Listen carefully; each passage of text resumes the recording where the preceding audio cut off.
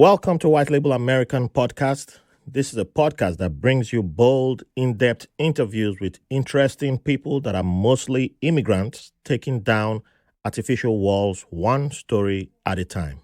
This is a podcast that empowers immigrants to share their stories and listen to those of others. Thank you for joining us.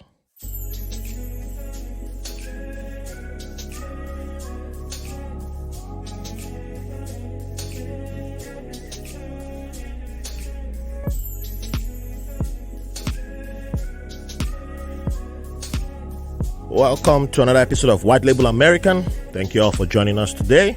I'm your host, Raphael Harry, and I'm honored to have an awesome brother who's a life coach, a YouTuber, a podcaster, public speaker, philosopher, and Army veteran.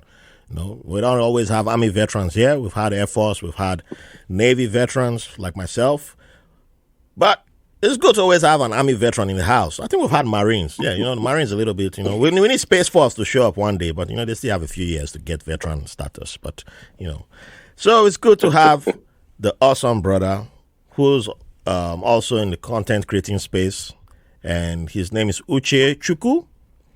And I got introduced to this brother not too long ago, and I was like, this man is... it just stood out to me, and I said, this guy, I have to get him on the podcast, because what he's doing is, this podcast, White Label American, exists to bring down artificial walls using stories from mostly immigrants. And Uche is bringing down artificial walls through networking and conversing with black people all around the world. And even though he tackles mostly a lot of topics in the LGBTQ space, plus space, it is just refreshing seeing somebody from my background, or close to my tribal background, doing this work. And it's work that many people shy away from. So it's a huge honor to have you on the show. Welcome to the show, my brother. How are you doing today? Thank you so much, Raphael. I really do appreciate it. I am doing great. It's a beautiful Sunday afternoon in Texas. Thank you. I'm doing great. All right. So let's dive to the very beginning, my brother. Sure. What is the meaning of your names, and is there a story behind you coming to bear those names? So my legal names are Benjamin as my legal first name, and my middle name is Uche Chukwu, and my last name is Nwakama. So from what I understand, Benjamin is named after my grandfather, my father's father, who passed away when my father was still a kid. And this is something that my grandma, his mother, told me. So I didn't really have the opportunity to talk to my dad about it. That was a one-time conversation. So I guess my father sort of like made a promise that when he had a son, his first son would be Benjamin, in remembrance of his father, his late father. So that's where I got my legal first name, Benjamin. So some people know me as Benjamin, and some people know me as Uche or Uche Chukwu.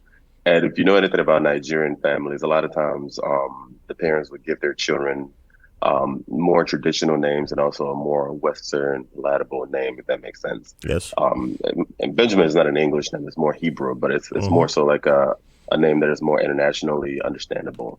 So Uche Chukwu means the will of God or the thought of God.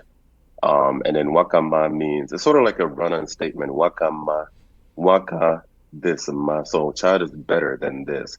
So Nwakama literally means child is better. But in the context that you talk about, it's like child is better than wealth, child is better than title, child is better than that. So in everything you do, your child is more precious than anything else. That's the meaning of Nwakama. Wow, Nwakama, it's beautiful. I Yes. love that name. I love that. Thank name. you. I did have a crush on somebody who I'm trying to. I know her name started with Nwa, but I had more crushes on Igbo girls than any other people. I tried in Nigeria. So don't mind me for zoning out a little bit. I always have happy memories going that route. But yeah, that's me. I love my women, and my women love me. But staying on track, you named after your grandfather, and I've had a previous guest on the show who talked about reincarnation, and I know amongst Nigerian tribes, Igbos are reincarnation is big amongst Igbos. They're people who take that more seriously than most So, do you think being named Benjamin had something to do with reincarnation? Although I believe it would have been an Igbo name, right? Mm. Yeah, I'm guessing that's Dr. Damages. I think you mentioned that in Yes. your Yeah. you interviewed him. Yes. Um, perhaps not. I don't know my grandfather. I don't know a whole lot of my father's family. Unfortunately, because of how I was raised, I didn't really get a lot of personal interaction with my father and his family. Okay. So there is a possibility. I am very spiritual. I'm a very spiritual person, which is basically the foundation on everything I talk about on my YouTube, my coaching practice. I do believe in incarnation and reincarnation. Both are not the same. So, Mm. and I've talked about this on my YouTube a couple of times. So, incarnation is part of the being process. So, being itself is a never-ending process, and to be human is part of that. So, there's levels of being. So, human, the reality of human, which is a phenomenon of being human, is part of that being process. So, you incarnate as a human being, but to reincarnate is not a good thing. That you failed to do something that you were meant to do here. So, whatever it is that your soul needed to absorb in order for you to graduate onto the next level of being. You didn't do it. So you have to come back here. You have to keep doing it until you get it right. So it could be a Oh. one-time reincarnation or a Uh-huh. billion trillion time reincarnation. So possibly that I am someone from my lineage's um, reincarnation, maybe. Does that make sense? It does. It does. Okay. I'm just not used to reincarnation and incarnation. I think I tend to mix both of them up together. So I appreciate you making that distinction. And I was just like, yeah, I think I'm one of those who've made that mistake before. But now it makes a lot of sense to me. So Yeah. yeah, it does make a lot of sense to me. So with that being said, can you introduce us to your place of birth and what your childhood was like? Yes, yes. I was born in a city called Aba in the southeastern part of Nigeria. And my tribe is Igbo. Igbo, Makandinekan. So I I was born in Aba, and about when I was like 4 or 5 months old, my mother moved to America to live with my father. So I grew up partially with my grandparents, my mother's family, until when I was about 10 years old. My dad moved back to Nigeria with my sisters who were born in America. So they moved to America, started a family in America, in Los Angeles, while I grew up with my grandparents. And of course, as a kid, I didn't really understand the immigration process, like how come I'm not there with them? How come they're not coming to visit me and things like that? But of course, now I do understand that it wasn't really something they were necessarily choosing per se. And Hmm. also, it was more convenient for me to stay with my grandma away from all the things that they were dealing with in Los Angeles. And I'm going to be breaking that down in later episodes. So I grew up with my grandma until the age of 10. My dad came back to Nigeria with my siblings, my sisters. And then from the age of 10 to 15, I lived with my father partially, also going to boarding school as well. So it was the first 15 years of my life happened in Nigeria, 10 years with my grandma and 5 years with my dad. And with So yeah. with your grandma, was that in Aba? Yes, and I buy in Obo Hill, yes. Okay, all right. I've been to Aba a few times. Drove from Port Harcourt, but it was to the what's that big market called again? Area. Area Market. Yeah, yeah. So Yeah, I used to drive so my aunt from Port Harcourt. They couldn't drive, so that's how I get some pocket change and then drive them from Port Harcourt. It's just a straight road to Aba. yeah, Yeah, so easy change. But yes. yeah, it was fun times. So, um, with that being said, what do you consider your favorite childhood memory to be? That's a really good question. I don't think I've ever thought of it. I have so many snapshots of happy moments in my childhood that I can't really pinpoint which one is my favorite. But yeah. There's one particular memory. I put this in my book as well. I'm writing a book. I wouldn't necessarily call it a favorite childhood memory, but I'd say this is probably the childhood memory that stands out the absolute most. I was about 4 to 5 years old, and I was in the kitchen with my grandma. I remember this day like it was yesterday, but then I remember a whole lot of my childhood, even when I was like 1 or 2, like it was yesterday. I know it sounds weird. No, it And doesn't. I remember Trust me, it doesn't. I remember my grandma, she was cooking in the kitchen and she wanted me to help her out. She was sending me errands, into the house. We had like this detached kitchen. I don't know, you're probably familiar with Yes. detached kitchens, Uh-huh. back in the rural places. She had me go get salt, go get this. And as I was going back and forth, something hit me. Something so deep hit me. I don't know how to explain it. It basically said to me, you will have a very rough life. It's going to be very tough. And I remember I spoke right back to it, not verbally. Like it's a really strange thing. I spoke right to it, and I said, as long as I win in the end, that's okay. Hmm. And there was no fear to it. There's nothing to it. I just remember exactly where I was. It hit me. You will have a very rough and difficult life. And I responded, as long as I win in the end, that's okay. So that will be probably the memory that stands out the most as a child. Wow. About 4 or 5, yeah. Wow. See, that's why I love asking that question because you never know where it will take you, and I love the answers that come out. People always like, "Oh, I can't." That's a great question, but I don't know where.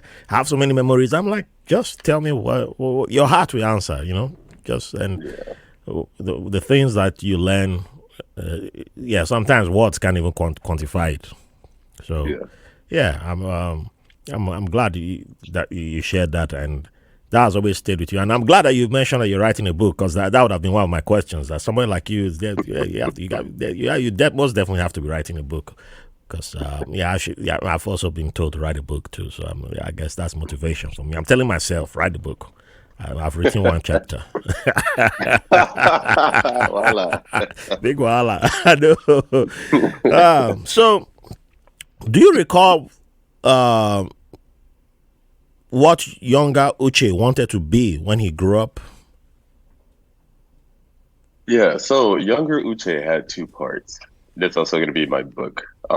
Something of interest that happened to me between my birth and the age of 10, and then something totally different happened between 10 and 15. So when I think about my childhood, I think about my childhood in the single digits and in my early teenage years, Hmm. which those were 2 different Uches. They're still the foundation of the same Uche that you see today. But if you knew me in those 2 times of my childhood, you would know that there's something happening those 2 times. This is one thing that has helped mold my sense of spirituality because now I understand exactly what was happening between those 2 versions of my life. So the younger Uche, um, the single digits Uche, I felt invincible. I have memories of thinking that I was the hottest thing ever. Not, of course, not in a sexy way, of course, Mm-hmm. but there is something, I felt this deep sense of power that coursed through my being. I didn't know how to explain it, but I know that if I had grown up with it, it could have burned me to death. Mm. Hence why I appreciate the between the 10 and 15 years old, what happened to humble me, cool me down. And now I feel like I'm sort of like in the Goldilocks zone now as Uche. But yeah, I felt invincible as that single digits. Now, between the age of 10 and 15, something totally different happened. I felt humbled. I had extreme depression, crippling depression. I believed I was bottom of the barrel. I believed I was not deserving of life. I used to, believe it or not, every single night as a ritual, I used to pray to not wake up every single night, never miss the night, um, because I hit crippling depression. So there's a huge contradiction or contrast from the first and the second. Yeah. So yeah. Wow. When you said invincible, that I had a smile there because for those who are not able to watch, which is why you should join Patreon so you can watch the video. Um, when I was between 7 and 10, I think that was the period where I felt most invincible. And I was living in Benin City then. And, we played with toy guns. We had a lot of toy guns then. And, the war games, police and thief, and all that kind of stuff. I don't know where I think it was feeling invincible too, because we jumped over 7-story buildings. There were some 7-story buildings, but we were just running, chase the bad guy, jump over.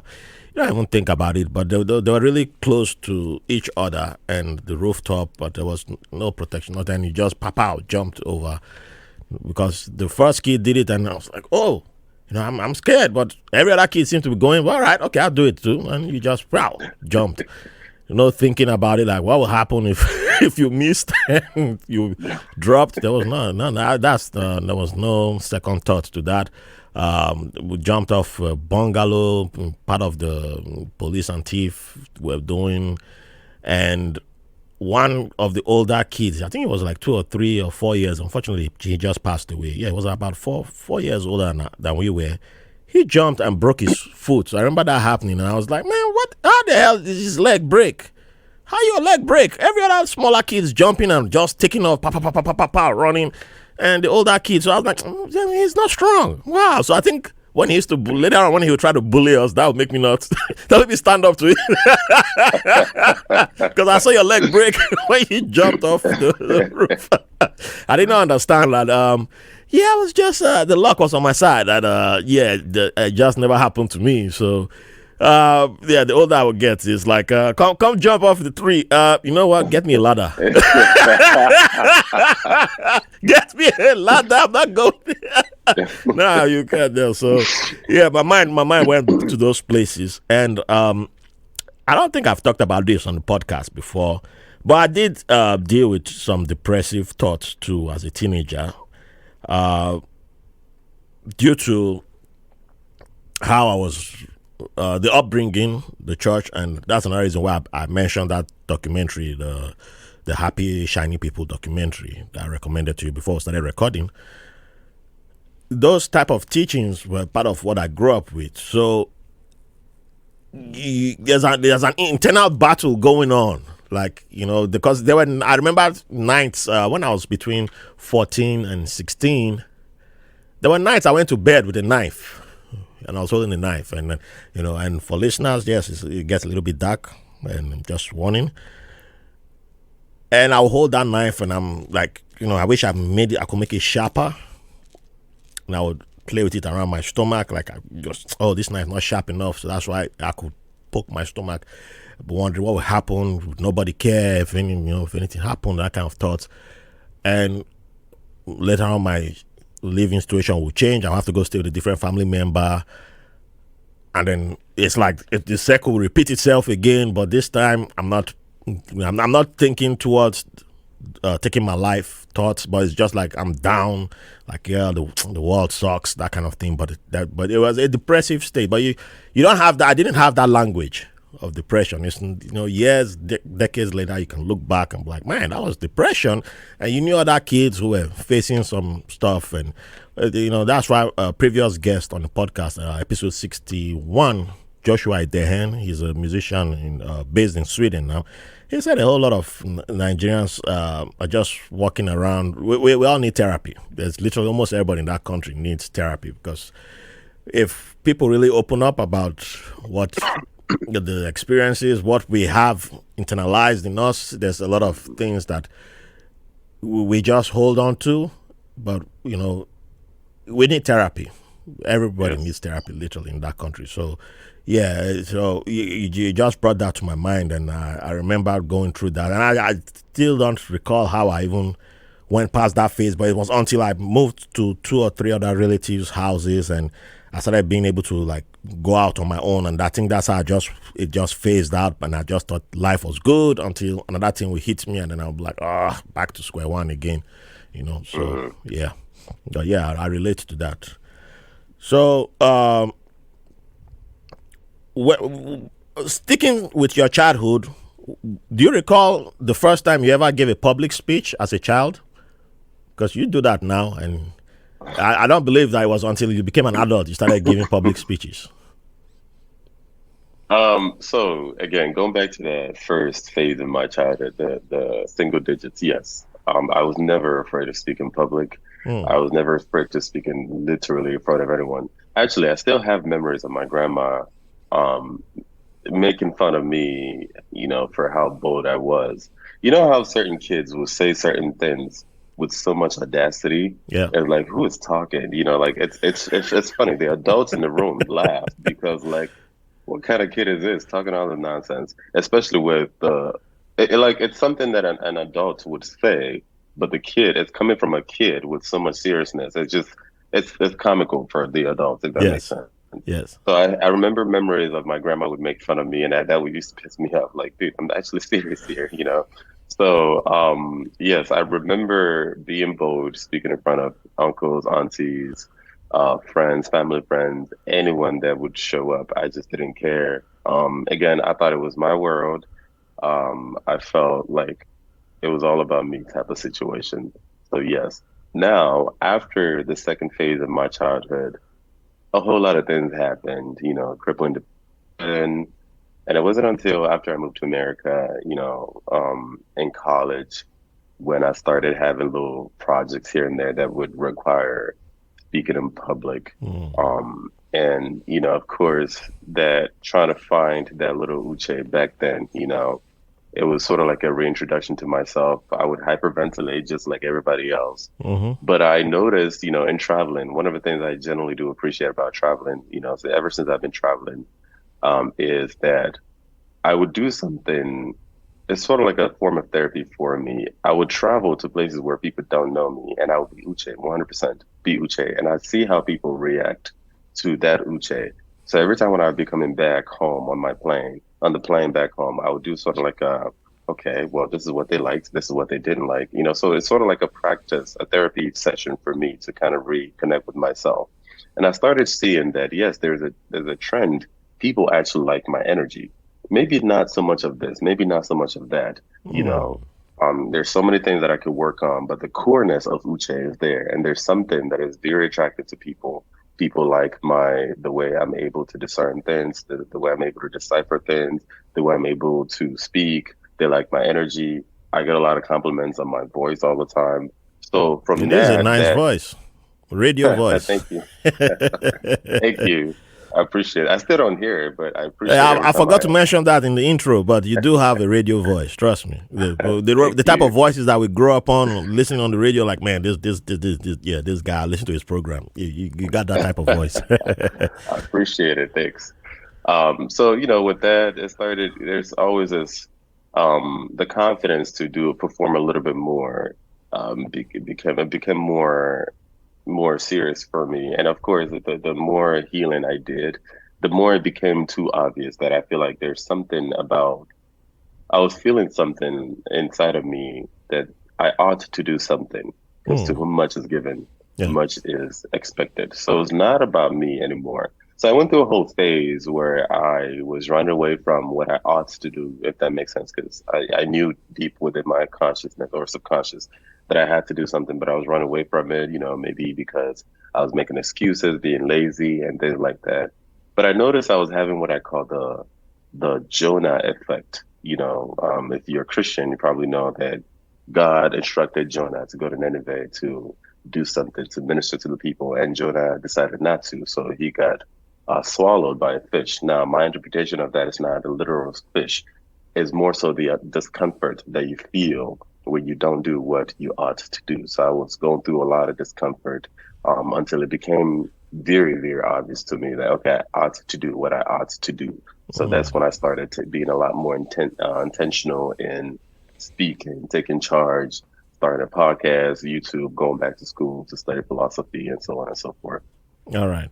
So in that answer, you jumped ahead a little bit, but that's fine because it all tied in beautifully. So that Okay. worked. And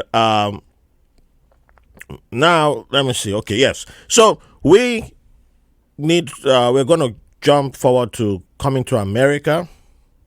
But Yes. we'll still do that. We'll still fall back into Nigeria if need be. Like you can pull from Nigeria. No, you're still gonna pull from Nigeria for your answer. So I don't need to tell you about that. I don't know what I'm doing. But anyway, so why did you when did you have to make the move to America, and was there a particular reason for that? So my parents got married. I was born in 1992. So the plan was after my mom, she got her papers to move to America. The plan was after they got settled in America, one of them would file for me to come to America. Eventually, they got their papers, but they didn't file for me right away because they had all kinds of marital issues in LA at the time. So it wasn't. I was protected as a kid, I always say. So it didn't make sense to disrupt this kid's protection. He would inevitably come to America, but right now, let him be away from the malarkey that we're dealing with in Los Angeles. So eventually, when my dad moved to Nigeria with my sisters and we lived together, there's a lot of nuances to the story. Yeah, just But give us eventually, the version that you're yeah, okay with for now. It's fine. yeah. So eventually, my mother, of course, she was not happy with my sisters living in Nigeria because of the way my dad took them forcefully to Nigeria. So she wanted an opportunity. She was looking for an opportunity to bring them back to America and also including me as well. So she filed for me when I was about 14 and a half years old. And then eventually I got my papers and I moved to America at 15. Okay, so it took about a year for your papers to go through. A bit longer than that. So this story is very long. So when my mom filed for me in 2006, early 2006, I believe, one of my sisters passed away. Oh no. Um, so she was in Chicago at the time, and I feel like my sister's death rocked her world a lot. Mm. It hurt so much, and understandably so. That was her favorite child, actually. And because of a lot of things that she was dealing with, my father back and forth, my father being in Nigeria, we're all in Nigeria here. Yeah. She kind of let go of us. Again, there's a lot more to it, but Yes. she let go of us, and um, my papers came. It was time for me to go to interview, and she was not complying. So everything took much longer than it should have. But eventually, because my sister's death, the embassy in Nigeria, they were familiar with my family's case because she had reported my sister's death as something that was intentional by my father. So the embassy knew our case, so they knew that I am legit a child of an American citizen. So a lot of the things that I needed for my interview, they were eventually waived. So eventually I got my visa without her being in the picture. So thankfully she's already done the paperwork and Okay. put everything, so yeah. Okay.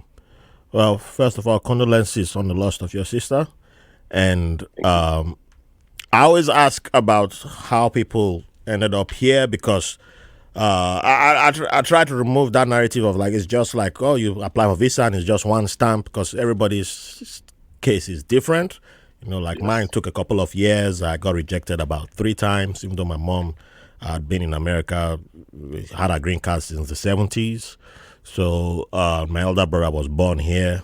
And yeah, there were just some technicalities that kept being, it wasn't like my fault, but it was, it was just like on Yeah. my mom's side. Oh, if you had applied before this month, yeah, you would have gotten the visa. I'm like, Lee.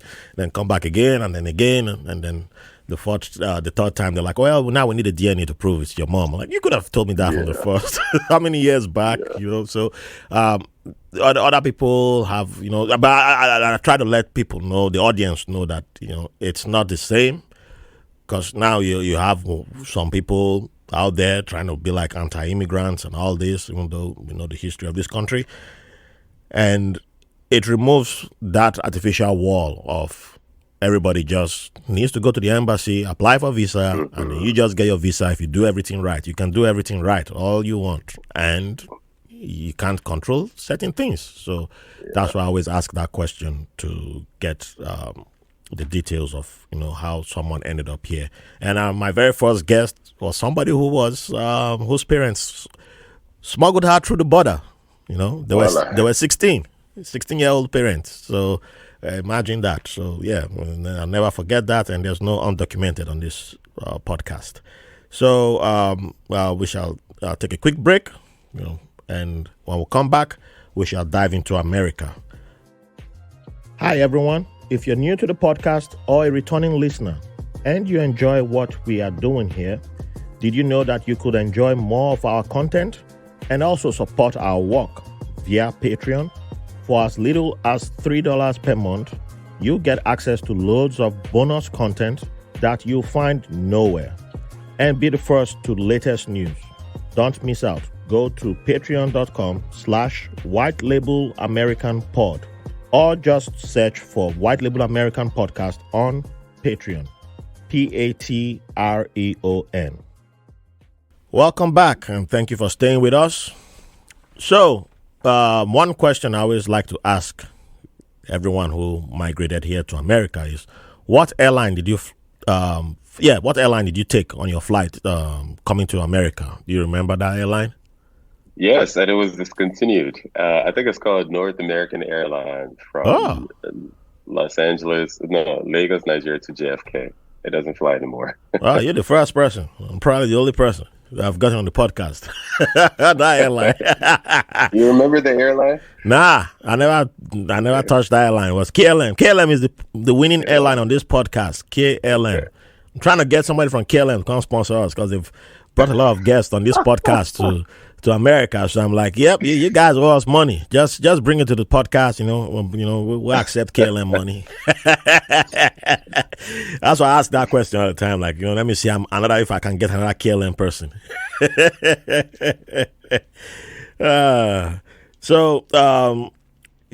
What was the first? By then, you flew to go stay with your mom, right? No, so yeah, it was a mess. My family, my parents are a hot mess. So because she had pulled away and my dad still had resentment for her, he made me go to California to stay with his friend, one of his family friends. He had like a whole, what's that thing? Is it affidavit or something like that? Like when you give ownership of your child to someone else. What's that thing called? Legal custody. Right? Yeah, legal custody. Yes. So he gave his friend legal custody in California. So I didn't go to Chicago to stay with my mom. Yeah. I have never. It's the first time I've heard that you can do something like that for a kid. Like, I'm learning stuff every day. So wow, I shouldn't be too surprised. But wow, man, it's when parents are fighting, I wish they remember that the kids shouldn't be the ones to suffer. It's complicated, but wow, So what city in California did you end up in? So they lived in San Bernardino County. Yeah. San Bernardino County, in the city of Adelanto. So I went to the high school called Victor Valley High School in Victorville, California, in San Bernardino County. Yes. Yeah, I struggle with that name too. It's not you alone, my brother. Bernardino. So what was your first San Bernardino moment? Like, this is, wow, I'm no longer in Aba, I'm no longer in Nigeria. This is an American moment. Like, wow, wow, what is going on? Like, okay, I'm no longer around Nigeria. What was that first moment for you after arriving? It was a lot. It was a lot. Meeting the guy that was supposed to, that I lived with for the first time. I had already met him in Nigeria one time, so it was like seeing him in America, like, oh my God, this is happening. So that was definitely a moment. Interacting with his kids. He had a son who was like 2 years younger than me, and a daughter was like 5 or 6 years younger than me, and then he had like a baby.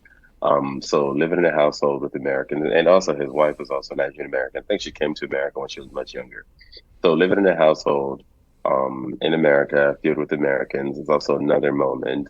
I remember seeing my first snow. That was also another moment. I remember one time in the summer, it was hot, very hot, much hotter than it was in Aba. I was like, are you sure I'm in America? That's right. That was my first summer in America. And also the contrast of, extreme cold of snow and extreme heat blew my mind. And also, I think another moment is when my demons of depression caught up with me eventually, and I was dealing with crippling depression and also trying battling not quote unquote embarrassing myself in front of this man who doesn't really know me, like, but I was dealing with extreme depression and they confused it as, oh, he's so weird. But it was a lot. Wow. Did you feel like if you had the language of this is what you were going through and you opened up, then do you think they would have been more welcoming to you, or would they have known what to do? Oh God, no. We actually did. So I disconnected after like several months, maybe like 6, 7 months. I disconnected from them. It was too obvious that there's something going on with this kid. So again, this was me between those Mm-hmm. 10 and 15 years back in Nigeria, and they saw that. Yeah. And I remember one time we were driving home from church. The family was in the car, and I was all the way in the back. And the man, he saw me through the rear view mirror. He was asking, in our native language, why is your face like that? And I boldly told him because I'm depressed. And, you know, I cannot forget his response. It was so typical. He was angry, yelling at me. What do you mean you're depressed? Eh? What do you mean? Do you know how many people in Nigeria will kill to be in your position? And you're here. You came all the way from Nigeria. You're not even ashamed to open your mouth and say that you are depressed. In fact, I should tell your father so I can send you back to Nigeria. Go and be depressed in Nigeria. He's a doctor, by the way, public Wow. health PhD holder. Yeah.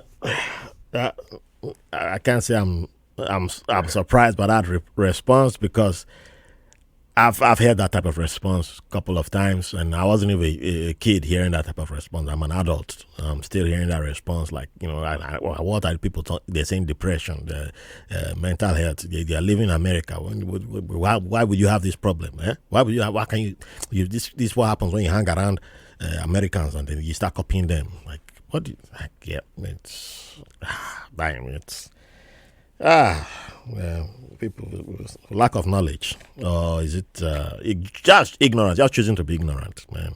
Because Yeah, and it's important. It's important that I mention that this person is a PhD holder in public health. That's public it. health, can you imagine? Man. So, was it from high school that you went to the military, or did you go college first? No, no. So I started college. I joined the military when I was 21. Yes, in 2013. That's when I Okay. enlisted. So, why? What did you decide to go to college for, and why did you join the military? My brother, na condition make the fish bang. Oh. I understand, my brother. I didn't join the military because I was happy. But so um I had a very terrible encounter with my mother when I was the very first time I met her at 9 years old. I actually talked about it on a very recent episode that's going to be aired on Saturday coming up. So please make sure to subscribe and watch it. I Oh broke it yeah, down. please But do. I had a very ugly encounter with her the very first time I met her at 9 years old. And that was what started the spin of that single digit Uche to the other Uche as a Hmm. child. And that broke my spirit. She told me how she didn't want me. She considered aborting me, and that was a cause of a miserable life and things like that. So eventually, when I moved to America at 15, of course, I was away from her, living in San Bernardino with my father's friend at 15, and then graduating high school at 17, and then becoming an adult. I, you know, decided to reach out because at the end of the day, she's my mother, no matter what. But that relationship was more so me, unfortunately, desperately trying to have her see me, see Hmm. me. I am Hmm. worthy. I am worthy of being loved. I am your child. And I tried so many years, so many times, between the age of, I guess, 18 to 21. I'd fly down from California to Chicago. It was very uncomfortable because my mother is just a very different person. I'm not trying to paint her negatively here. I try to be as neutral as possible, but she was someone to be tolerated, if that makes any sense. And in 2013, I hit rock bottom. It dawned on me that no matter what, this woman would never love me because she is incapable of loving until she rectifies what's within her. Mm. So I had already given up on everything. I lost my job. I had finished my associate degree. I went through homelessness in California. I hit rock bottom, like I was going through it. So in 2018, I dropped out from college as well. Sorry, in 2013, it was either sell drugs, sell my body, or join the military. So, and or live in a homeless shelter or something like that. That's when I decided to enlist in the U.S. Army in October 2013 in Brevard, California. Wow. Yeah. Yeah, there's a lot of things, man, that I relate to. I don't have the best relationships with my mom. We still text. And she calls to talk to my kid. It's more of my kid that she's talking to the grandkid. But I understand certain things. I was privy to some information that normally you don't get to see those type of information as a kid. But I'm glad I got that information because I can see when the changes happened within her. She wasn't a happy person, and it's like with time, I got to the frustration came out on the kids, especially me, and it's like when you try to bring those type of conversations up, especially in our communities, people are like, "Where's your mom? You can't have this type of. It's always they can't do no wrong," and I'm like, they can do wrong when they're not happy, when they were forced to make decisions that they have that leads to them having internal demons that were never dealt with, and it creates a ripple of emotions, and it destroys relationships that shouldn't have been destroyed, and we just try to push it on that community. We should all be one, and everything's good, and I'm like, no. So I'm like I've told her every time I tell her, like she just has to pick, like sometimes like we just have to fight, and I'm like, no, I'm not gonna fight you. I know what's coming. I can see it from a mile away, and that's fine. If this is what pumps your juices, that's fine. But all you will get from me is a thumbs up text. That's it. And I'm laughing. I'm just like, I know you can say anything you want to say. It's bouncing off, and tomorrow you're gonna call me and like, hey, so like all the things you said never happened, and I know someone who I've told that, and it's like I would have cut off and all this. I'm like, yeah, you would have. I don't know if you would really, but that's up to you. So I get it, my brother. I get it. It's not like it's so our relationships with our parents are complicated. I never knew my dad, Yeah. and it was my mom also played a role in that too, but I understand certain things that she did from her point of view, but I just wish she can tell me, Yeah. and be like, okay, I'm not hating you. That's not because I wish if I was under that type of pressure, because at the end of the day, she's a black woman, she's in Nigeria. The pressure is like crazy, and Yes. some of them are forced to take drastic decisions that are not good for them. Doesn't mean it's good for them, but Yep. So I wish they would understand that, and it's not coming from a place of hate. It's not coming from we the children. We've grown to recognize certain things, and so it's okay for us to put this out there because there are many people dealing with a whole lot of this and just falling back on that. Oh, because it's my mom or it's my dad, I just have to accept everything. Like, no, you can draw set boundaries, and you can Yes. still move on from there. But anyway, we have to come back to the professional. I've just had to throw my 2 cents in there. So Of course. you joined the army. What did you do in the army? I was an 88 Mike truck driver. Woo, man, this guy. Are you copying my life? Calm down, man. Well, Calm down. Sure? Haba. I was supply. Like that was the first thing I did in the Navy was delivery of supplies, and but then I moved on to financials. But from truck driving, drove the van, drove forklifts.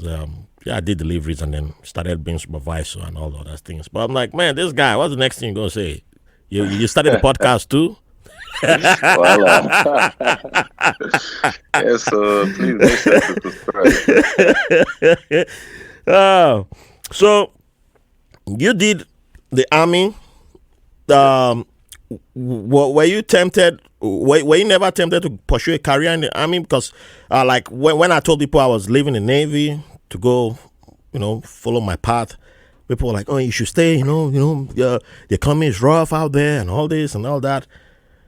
That was like a lot of things people said to me. So, did you get that type of words of advice? And I'm saying that in quotes for you to stay in the army and not follow your path. My transition into, during, and outside of the army, um, so many times. I joined the military because I hit rock bottom, completely hit rock bottom. The first people I was going to sign up with was the Navy. Hey, And I know, right? I remember they were paying me dust. And because I was so desperate, I just didn't care who to join. Yeah. I remember that day in the office, they were paying me dust, and I was literally walking out. And then the army recruiter saw me walking out, like, "Hey, come, let me sign you up." And then They know those guys. Well, it would have been the Navy, but they were just acting like, "Who is this guy?" So we show off, man. We show off. After Air Force is Navy. Yeah, it should have been the Air Force, but we thank God. Hey. But anyway, so I joined the military because I was desperate. I didn't even know anything about the military uniform. I didn't even know what it looked like. I knew the Navy uniform because I had met someone from the Navy, but outside of that, I had no idea. I didn't even know you got paid. I didn't know there was some type of education benefits or whatsoever. I had just given up on everything. That's why I joined. So the point I joined the military was to, you know what, screw it. I'm going to just do this. Yeah. And whatever happens is better than being in a homeless shelter.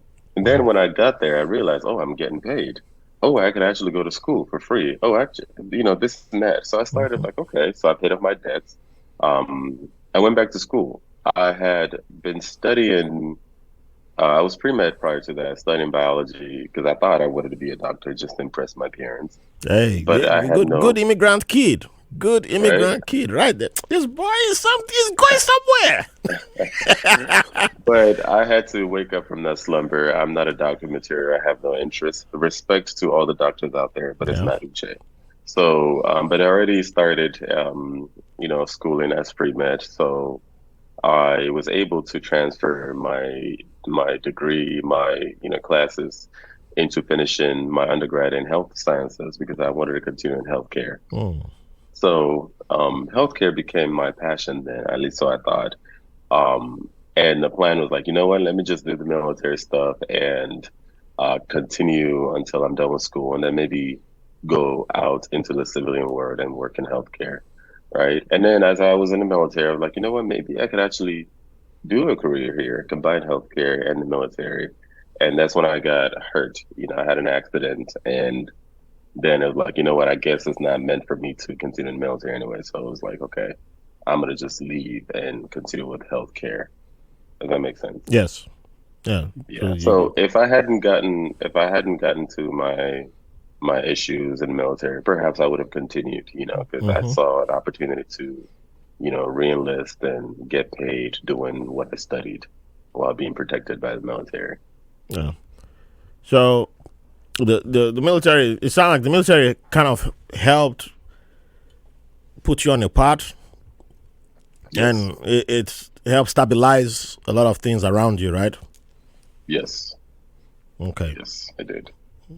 It does that for, like, even when I joined the Navy, I'm not going to lie, I didn't know anything, man. I didn't know where to go. My cousin just called me and said, distant cousin who had served in the Navy. He didn't give me any information other than just tell him you want to do supply. I said, what supply? He said, oh, you carry boxes. I said, that's it? Yeah, it's okay. I can carry boxes.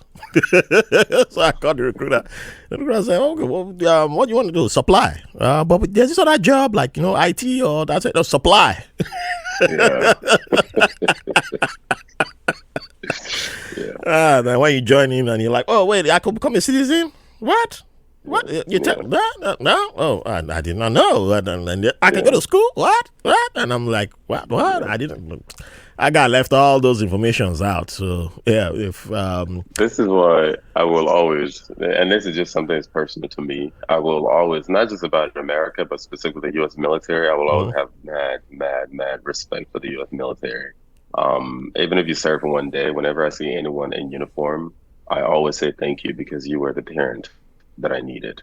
Yeah, You that gave me that's more than for my own most parent of ever us. gave That me. was our first real family that we Yeah, got. I'm still close to my. I volunteer with my veterans in the in the community, and I've helped a bunch of people, even my villain in the podcasting streets.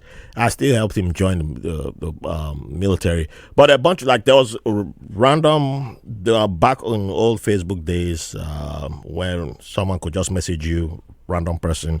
A dude messaged me. He was living in Texas, and I was stationed in Virginia. And he said he saw my post. My profile picture then had me in uniform, but I'd left the post somewhere in Pidgin English, and he's like, "Oh, I see you. It's like you're Nigerian or you have lived in Nigeria. I want to join I would like to join the Navy, but I don't know anything. I just arrived in America. I have green card. I don't know anybody. How do I do?" And I was like, "Okay, give me your phone number." And we talked for an hour, found out what he liked, where he would like to go. I was like, "Okay, I can give you 3 or 4 people doing this job, and you speak to them, and they will tell you the likes and what you might like, what you might not like, what you need to look out yeah, for, and that type of thing." And I started doing that for a lot of people, but be they Nigerians or not Nigerians. But I got like I opened the doors for many people. Like that information I was never given from the beginning, where I had to start yes, stumbling into blogs up to the 2 weeks before I even left the Navy. Somebody was like, "Oh, do you have this certification?" Navy could have paid for it. I was like, "Why nobody told me this? Like, you guys told me this like 3 months. You saw me all the time. 4 months ago, I could have taken the exams. 2 weeks to go, and then you're telling me, So I make sure I'm intentional with that. Like, I don't want you to go in blind and then start yes, stumbling, hitting the walls, like, oh, no. Get all the information. And if you decide to go in, fine. But yeah, I give you a network to walk into. So do that for them. first. Yeah. But yeah, it's our first family, first real family, the first place that I saw, like, oh, I could lead. I could lead people. Wow. Then okay. And I didn't realize, but I had that leadership quality right from time. But it was there that they showed me, they allowed me mold it and allowed me to Yes, express myself the way I can do it now and a whole lot of things. So I'm always grateful for the Navy, shout out. And we our uniforms look better than other people's uniforms too. So that's true. I uh, would admit that. so you made a big pivot from the from medical research. You started a media career. Yeah, I call it a media career. That's what I call it because there's a lot of things that you do in that space, but it's all media career related. And it's not, there's still some medical stuff in there because you still use information from your medical days, which is why you stand out, unlike other people in your field. So, but you making that pivot, where how did that come about that you're returning back to the young Uche who could talk to in front of people, who could address people? How did you get to that space where you're like, I am confident enough to take this big leap? When if anyone listening knows most of the health community, the medical professional community, be it in America, the UK, you find Nigerians there. Saudi Arabia, when I was stationed in the Middle East, there were Nigerians. Like it's like crazy to say, I'm leaving the medical field to go. Like they look at you, are you crazy? Did village people come for you? What is wrong with Voila. you? So you taking this big leap of faith to go do your own thing. Yeah, how did you find that? But why do you find that inspiration to start your own thing? First of all, I don't regret my healthcare journey at all. I do appreciate healthcare. I would do it all over again. I feel like it was meant to be. Everything that I've done have led me here 100%. And I have mad respect for all the doctors, nurses, everyone that did what I did and beyond. I really do. But going back to what I was talking about regarding the whole Jonah effect, um, as I practice in healthcare, uh, I did okay. I did well. The money was not that great, but it was okay. But with each passing moment, month, and year, it became too obvious to me that this is not where I belong. When you work in a hospital setting where you're dealing with patients and every single day someone is telling you, you need a podcast, dude. You need a podcast. You need to be a teacher. You need to be a Oh. professor. You Mm-hmm. need this every single day. I mean, come on, that's the universe speaking to you. People saw it in you. Uh, yeah. Mm. Whether it's my voice or my ability to articulate things, break things down, whatever it is, I was like, okay, it's too obvious that I'm not just meant to be here in this cubicle just typing computers. I've always had a very strong inclination for philosophy, and I met someone. I would give him the respect and mentioning him on this interview. I met someone in 2019 who eventually is now my ex, but I feel like his presence in my life definitely was a to a lot of things. He was very intelligent type of person. He loved me unconditionally. And seeing how he was, see, the way I describe it is he was high. He was always high without any substance. Mm. And that was my first time seeing someone like that up and personal. He didn't try at all. He was just high, full of life. He didn't even make that much money, but he felt so alive. And I wanted whatever he had. On the surface, I was Gucci. Like I had a nice house, had this, had that, but I wasn't as high as him. I wanted to smoke whatever he was smoking. Yeah. And I came to see that what it is that is high about him is that he's very aligned in what he was doing, and he also studied his undergrad in I think biochemistry or something like that. He left that to pursue his own thing. He's a teacher, he's in policy making and things like that. Totally different from what he did. He could have been easily a doctor, making Mm-hmm. six figures easily, but he left that to do whatever he was doing. And seeing how he was just exuding grace effortlessly. There was a little bit of there's definitely some inspiration there. I wanted that. So I set into doing my own soul searching. What is Uche? Who is Uche? And I consulted a lot of that young Uche, you know, and it dawned on me. I think I was in Nairobi, Kenya, a few years ago, like 3, 4 years ago, when it dawned on me, philosophy. That's what I need. And then with the help of the people, around me, I was able to put together a podcast. So the podcast was supposed to be like some type of therapy outlet for me, to share my thoughts. And then the more I was doing it, the more people seemed very receptive. People supported me. The more I was very serious, the more I was able to see, okay, there's definitely something here. Um, and then it wasn't until sometime last year, and I was like, you know what? I had already started studying philosophy. I loved every single thing about it. Then I took the big leap of faith to walk away permanently from healthcare to do my own thing. It was a very big decision, very scary, because Mm-hmm. again, I don't know anyone. I know some Nigerians when I tell them that I left healthcare to do philosophy. The first question, especially the Igbo, the first question is there money there? Are you going to be making money? So it was a Hey, very I know big, that scary. conversation, my brother. I know that So conversation. I took that leap of faith to walk away from healthcare to pursue this because it feels right. And my days in healthcare are over as of right now. However, I do appreciate everything that has led me here. So here I am. Yeah. I appreciate you that you're in this space because we need voices like yours. It's very important to have a voice like you in this space. So you are based in Texas and in the city that are considered the headquarters of Nigeria And in so, America. So how did that come about?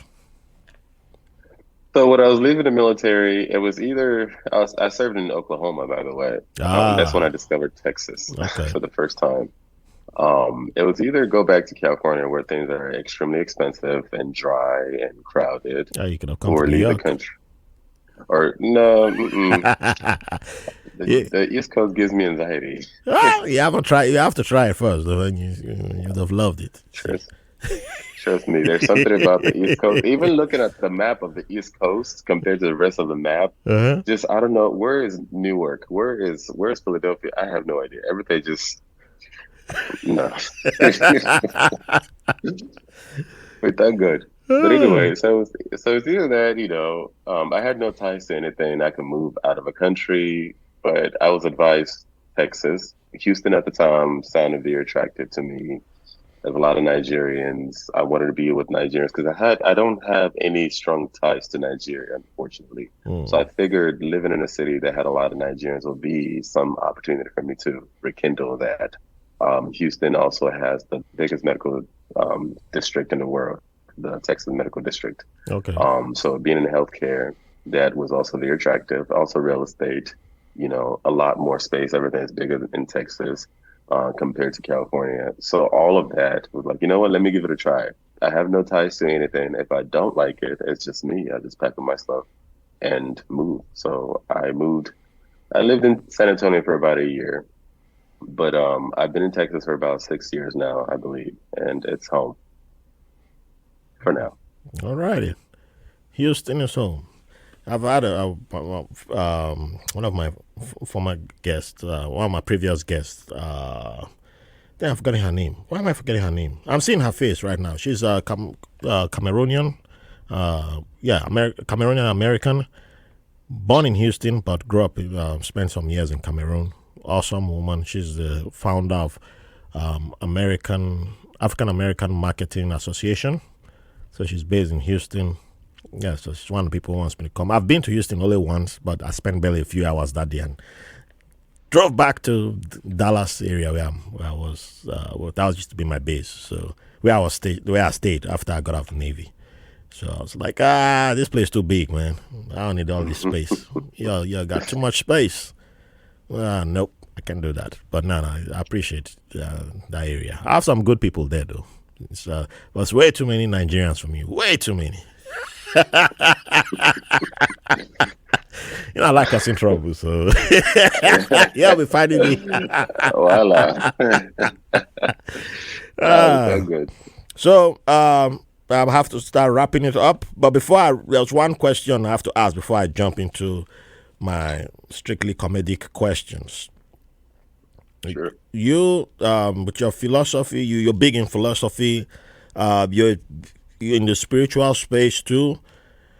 But at the same time, your work, a lot of things that you talk about, your work relates to the LGBTQ community, plus community a lot. However, there's a lot of pushback against that same community today from, the religious communities. It's like, they act like, in the Nigerian speak, it's like an abomination. That's the language that they will use. So how has it been for you doing the work that you do, trying to show people that it shouldn't be this way? How has it been for you? Is there pushback against the work that you do?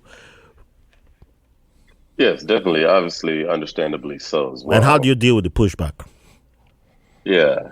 I understand the pushback from a much deeper place. And this is why I always say, as Uche, one of the best things that's ever happened to my soul is being a Black African queer man, because those three things have definitely helped me see things from a totally different perspective. So a lot of things that I go through, the pushbacks or, people's reactions or negative reactions towards what I'm doing, I understand because I could have easily been them as well. Mm-hmm. So I've tried to break this down to a certain extent on my YouTube channel and my podcast. Please make sure to follow. You're going to plug it in at the end. Don't worry. Okay. I'll give you time. I don't bring people on and say, don't plug yourself in. No, don't worry. My latest episode that's going to be published on Saturday, I basically broke it down. There's this contradiction starting with myself. As I got older, started healing, I felt really good as a human being, occupying space and time, which was definitely in contrast to what a lot of the society had told me. Oh, you shouldn't feel good about yourself, whether it's because you're a queer man, whether it's because you're Black, you're African, and things like that. There's always something you're not good enough for. Yet within me, I felt good. So that triggered me to start looking and thinking outside the box. Perhaps we don't understand what God is. So I started looking at, the concept of God that is more inclusive. So because of that, I've been able to understand that I feel like us as human beings, but especially coming from where we're coming from, we have created God in our own image without being humble enough to understand that God is much deeper and broader than we know. So from my deeply spiritual perspective, from a deeply spiritual perspective, I understand the pushbacks, and I see that what the issue is ignorance. So I cannot fight that ignorance with ignorance as well, because it just makes things worse, right? So I feel like the best way is to educate people in a healthy, effective way to bridge that gap by putting myself in their position. I know what I think I know right now because of my affiliation with the LGBTQ community. And there's a lot of people, gay men, queer men, women, who are part of the LGBTQ community who don't necessarily have the lingo or even the guts to bridge that gap. Someone has to do it. Yeah. So that person, I guess, as I was saying, someone has to do it. I kept seeing myself in the mirror, like, who else is going to do it? So that's bridging that gap from a place of love.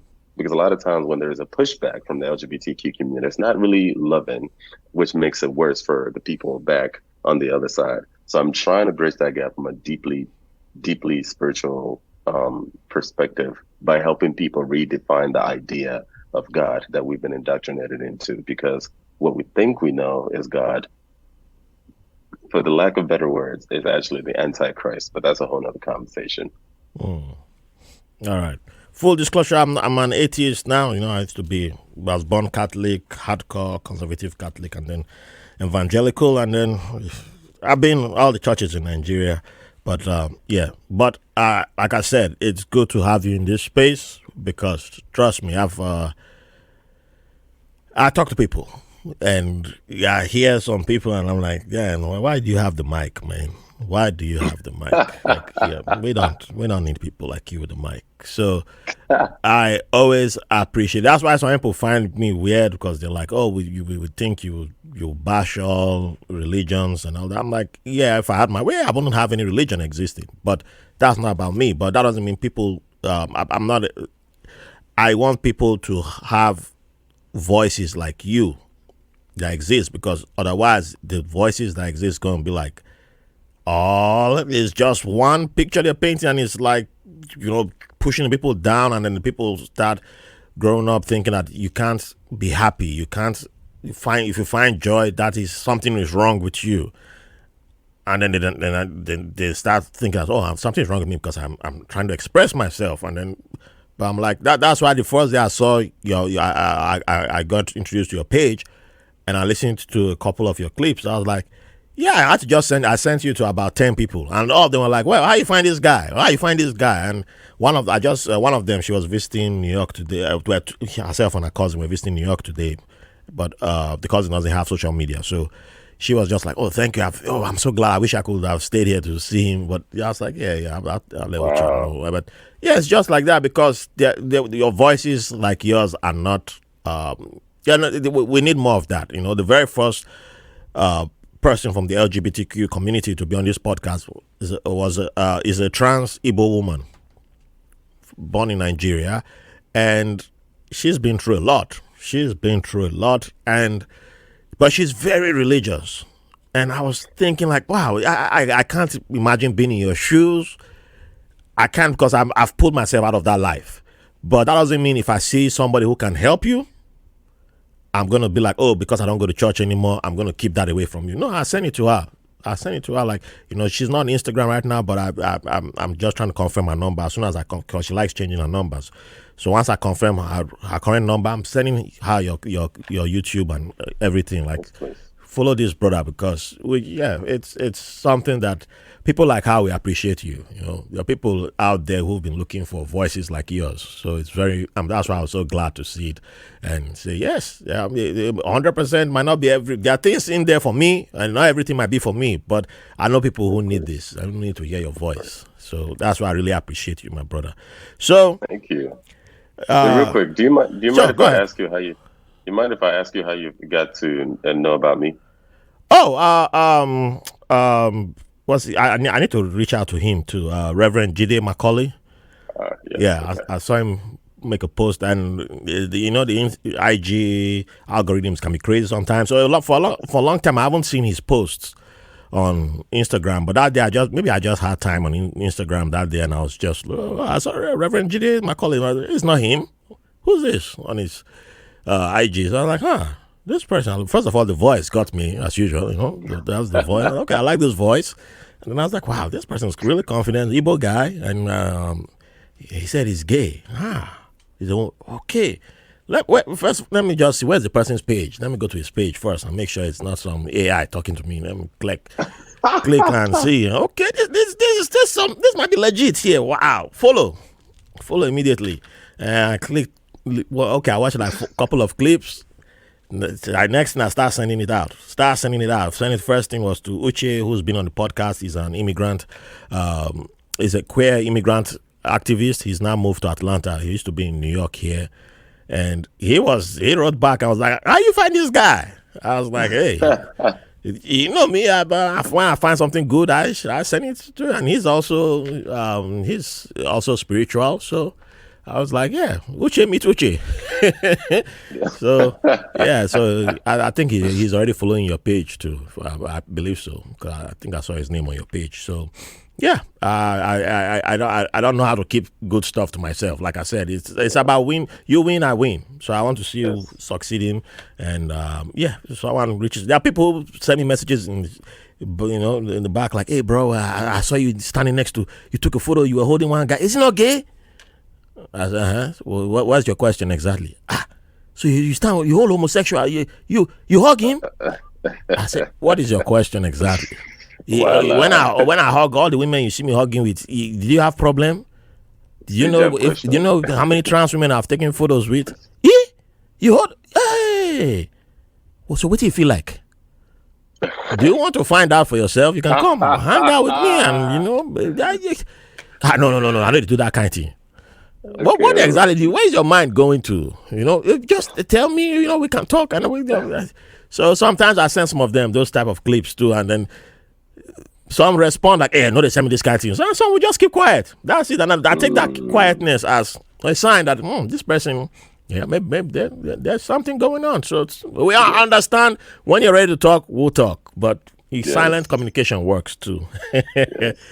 So yeah, I really appreciate you, my brother. Thank you. Appreciate it. Likewise. Yeah. So, everybody who comes on this show, we consider you a dancer. If you claim you don't dance, we'll stop recording right now and kick you out of the studio. Wow. So now, since you use virtually, you got some leverage there. But you can't claim you don't dance, because we know you enjoy. You found your joy. You like joy. So yeah, my guy, you're a dancer. I can tell already. I can tell from here. So we need you to give us at least 3 songs that can keep you dancing for an hour. Now, there's a caveat. You can't go and be giving us the Beyonce. You can't give us the flavor, even though flavor has been mentioned in this podcast. You can't give us the most popular names. You have to give us some names that we have to dig in for. Like, okay. Well, I will take flavor, though, if you give me flavor, because flavor hasn't been mentioned on this podcast. So I will let that one slide. But you can't give us the most popular names. Well, if you got somebody from Oklahoma, maybe. I don't know what's happening in Oklahoma there, but we'll take Oklahoma. But I try to make it difficult for the guests every now and then. So you want me to name a song or an artist? Yeah, at least 3 artists that can keep you dancing for an hour. Okay. Shout out to my girl Yemi Alade. Hold on. That's a popular name. That's let me call and see. Do we accept that? No. The INEC of the show said cancelled. So we thank God. Now let me see. Jesus, Sonia States.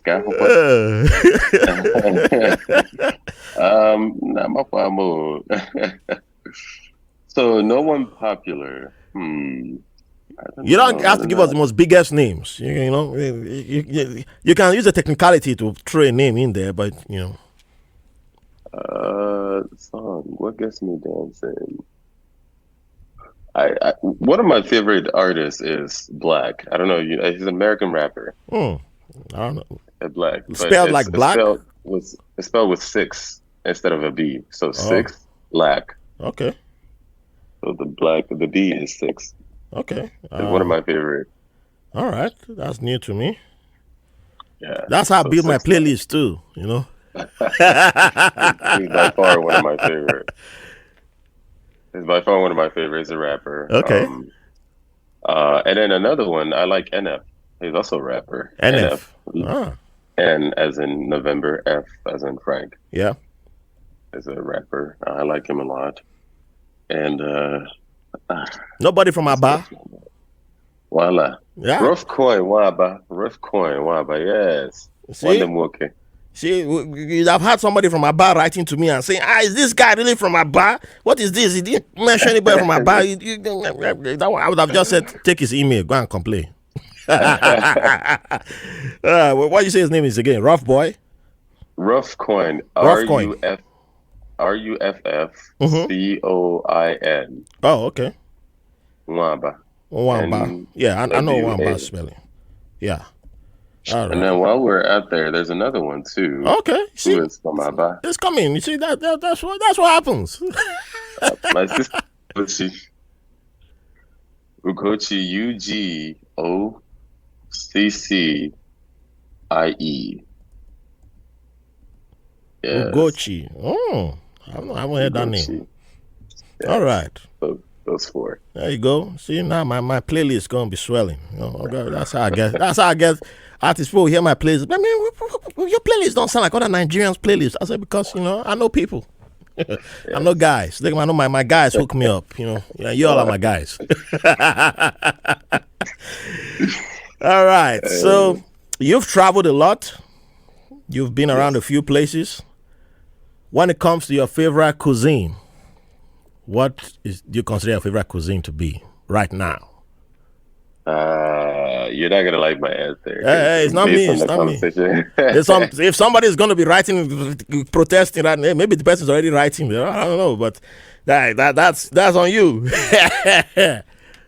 Ever since I was a kid, and possibly till the day I die, swallow will always be my favorite food. Which swallow? I'm not even that picky. I like ofoha. I like ogo. I like there's I've come to understand this is specific to the Ngwa people in Atheist states. We call it ofoboro. So I notice a lot of Igbo people don't know what it is when I talk about it. Maybe I don't even know what it is. Are you Igbo? No, I'm Ijo.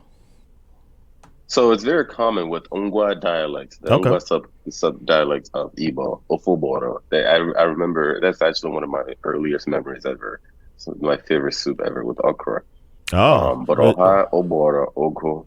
Yes, let's go. All right. So this man is a swallow man. So you don't have any preference between pounded yam, fufu, or eba, all swallow, no discrimination. I used to not discriminate, but my body, as I'm getting older now, my body's like, okay, you have to be picky.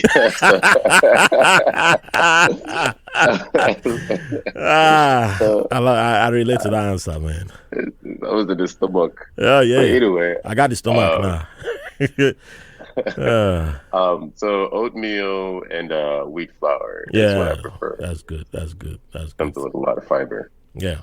I like amala too. I didn't think I would like amala growing up, but because of how light it is, because I still love my pounded yam, but my brother, you gotta eat that like you can't get up anymore. It's over. Trying to stay fit. Game over. That's So my brother, I appreciate you. I can talk to you all day. But I really appreciate it for giving me your time. So final question, what would you love to leave the audience with? Your freestyle moment. Go ahead and drop it.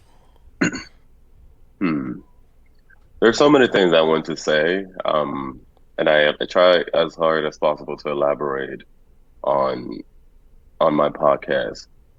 But you are good. I think there's too much in this world to deviate us from that goodness. But no matter what you do, We are travelers, and this world is not our home. This world is not our final destination. We're travelers. Do not get stuck in this place. You have been called into being from a place where time doesn't exist and nothing less than goodness exists. So your manifestation is perfect, and you are your own superpower. You have been fine-tunedly, meticulously crafted to be here now. Embody that. You're a winner by default. You would actually have to spend energy to lose. So embody your individuality, no matter how natural it comes, and you will win by default. Again, this world is not our home. There are things in this universe, in this world, that try to convince you otherwise. And this thing is so intelligent and serpentine and has built systems to corrupt you from cradle to think otherwise. It wants to trap you in this realm. You must fight it with everything you got by being yourself. That's it. You sure you don't have a mega church somewhere? That's the move. Check if you need a treasurer, call me. No problem. No. I really love you and appreciate you, my brother. So please let the people know where to find you, your work, how they can subscribe, support you, please.